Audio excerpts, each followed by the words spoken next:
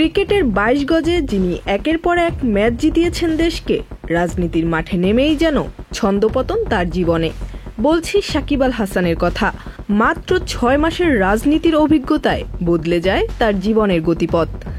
গত বছরের আন্দোলন, বিতর্কিত ছবি এবং জনতার সঙ্গে বিবাদ, সব মিলিয়ে এক নতুন অধ্যায় শুরু হয়েছিল তার জীবনে। রাজনীতিতে এসে ভেবেছিলেন মাগুরার মানুষের জন্য কিছু করবেন, কিন্তু সময়, পরিস্থিতি আর নিজের ব্যস্ততা সব মিলিয়ে ধরা দিল এক হতাশার চিত্র।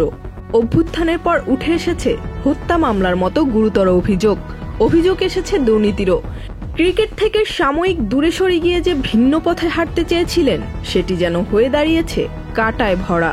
তবে সময়ের কণ্ঠে আজও শোনা যায় তার আত্মবিশ্বাসের সুর।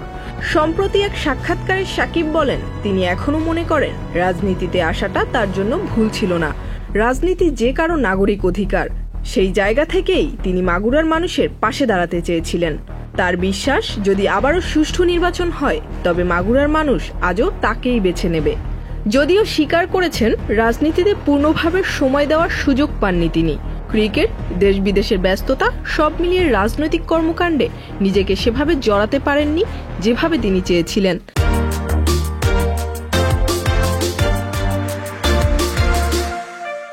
তিনি বলছেন, বড় পরিবর্তন আনতে হলে সিস্টেমের ভেতর থেকেই কাজ করতে হবে, আর সেই ইচ্ছা থেকেই তার রাজনীতিতে আসা।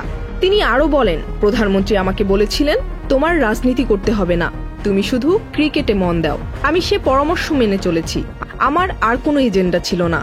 সব সময় ভেবেছি যতদিন ক্রিকেটে আছি সেটাই আমার অগ্রাধিকার হওয়া উচিত। আমি খুব সহজেই ক্রিকেট ছাড়তে পারতাম এবং পুরোপুরি রাজনীতিবিদও হয়ে যেতে পারতাম, কিন্তু আমার পরিকল্পনা ছিল চ্যাম্পিয়ন্স ট্রফিতে খেলা এবং ধীরে ধীরে আরো ভালোভাবে সবকিছু বোঝার পর রাজনীতিতে মনোযোগ দেওয়া। তিনি মনে করেন এই পথ চলার শুরুটা ভুল ছিল না। সুযোগ পেলে আবারও ফিরতে চান মানুষের জন্য কিছু করার লক্ষ্যেই। রাজনীতি, ক্রিকেট, বিতর্ক আর বিশ্বাস, এই মিলেমিশে এক ভিন্ন রূপে আজকের সাকিব। একদিকে 18 বছরের গৌরবময় ক্রিকেট ক্যারিয়ার, আর অন্যদিকে মাত্র 6 মাসের আলোচিত রাজনৈতিক অধ্যায়। দর্শকের চোখে কোনটা বড়, সেটাই এখন প্রশ্ন। Jerin Sumi, channel I.